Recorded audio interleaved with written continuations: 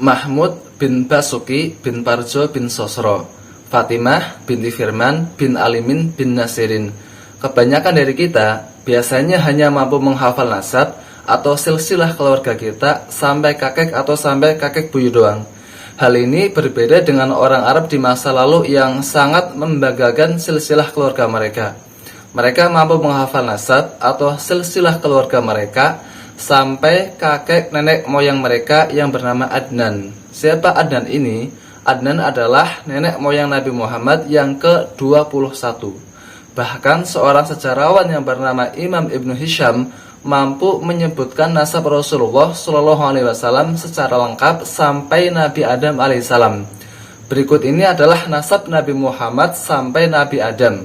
Pertama, Nabi Muhammad SAW bin Abdullah bin Abdul Muthalib bin Hashim bin Abdul Manaf bin Qusay bin Kilab bin Murrah bin Ka'ab bin Lu'ay bin Khalid bin Fikhar bin Malik bin Nadhr bin Kinanah bin Husaimah bin Mudrikah bin Ilyas alaihi salam bin Mudhar bin Nizar bin Ma'ad bin Adnan bin Adad bin Humaisa bin Salaman bin Iwad bin Bus bin Kimwal bin Abi Awam bin Nashid bin Hizza bin Buldas bin Yadaf bin Tabikh bin Zahim bin Haisi bin Makhi bin Id bin Abqar bin Ubaid bin Adi'a bin Hamdan bin Sunbur bin Yasribi bin Yahsan bin Yalhan bin Arawi bin Id bin Disyan bin Aisyar bin Afnad bin Ayham bin Niksar bin Nahidz bin Zarih bin Sumay bin Mizi bin Udah bin Uram bin Qaidar bin Ismail bin Ibrahim alaihissalam bin Tarikh atau Azar bin Nakhur bin Sa'ru bin Ra'u bin Falih bin Abir bin Salih bin Afashad bin Sam bin Nuh alaihissalam bin Lamik bin Matusalah bin Anuh atau Nabi Idris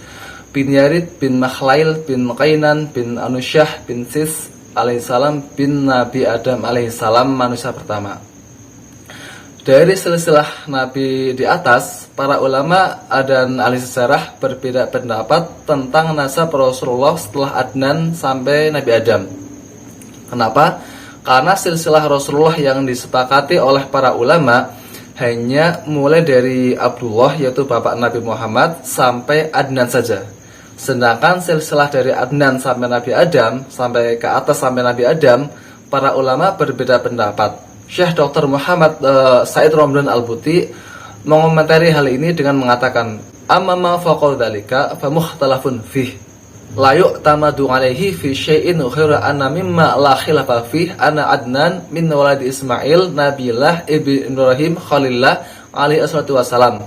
Adapun nasab Rasulullah setelah Adnan, para ulama berbeda pendapat. Tidak ada yang bisa dianggap paling sahih. Namun semua ulama sepakat bahwa Adnan merupakan keturunan dari Nabi Ismail alaihissalam, putra Nabi Ibrahim alaihissalam, sang kekasih Allah. Julukannya sang kekasih Allah.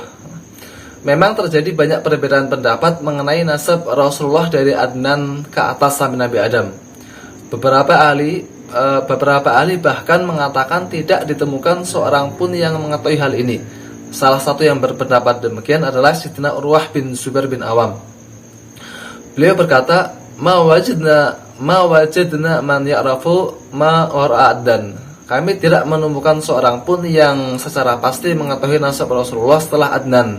Hal yang sama juga dikatakan oleh Sayyidina Abul Aswad bin Muhammad bin Abdurrahman, yaitu salah seorang anak asuh dari Sayyidina Urwah bin Zubair. Beliau berkata, sami'tu Abu Bakrin bin Sulaiman ibn Abi Khusaimah wa kana min a'lami Quraisyin bi ansabihi wa asy'ariha yaqul ma wajadna ahadan ya'lamu ma wara'a Ma'ad bin Adnan fi syi'ri sya'irin wala fi ilmi alimin. Saya mendengar Abu Bakar bin Sulaiman bin Abu Khaisam, beliau adalah salah seorang yang paling berpengetahuan mengenai nasab bangsa Quraisy dan syair-syairnya, ya. Beliau berkata, tidak ditemukan seorang pun yang mengetahui nasab Rasulullah setelah Ma'ad bin Adnan, baik dalam syairnya para penyair maupun dalam pengetahuannya orang yang berilmu.